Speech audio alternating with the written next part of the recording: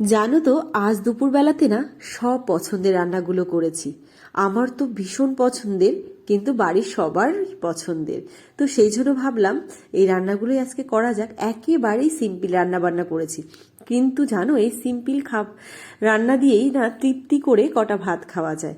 চলো তোমাদের সাথে একটু শেয়ার করি আজকের থালিটা। প্রথমেই গরম গরম ভাত ছিল, সঙ্গে করেছিলাম কলাইয়ের শাক ভাজা।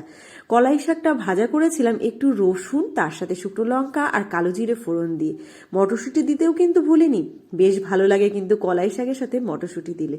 আর তার সাথে করেছিলাম লাল বিট আলু ভাজা, একটু কালো জিরে ফোড়ন দিয়ে। নামানোর আগে একটু ধনেপাতা দিয়ে দিয়েছিলাম। সঙ্গে করেছিলাম ইলিশ মাছ। এবছর গরম পড়তে না পড়তেই বাজারে কিন্তু ইলিশ মাছ উঠে গেছে। বেশ ভালো লাগছিল ইলিশ মাছটা, কচু দিয়ে রান্না করেছি।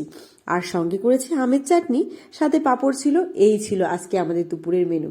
তোমাদের কেমন লাগলো এই সিম্পল থালিটা অবশ্যই কমেন্টে জানিও। ভালো লাগলে একটা লাইক করে পাশে থাকার অনুরোধ রইল। ধন্যবাদ।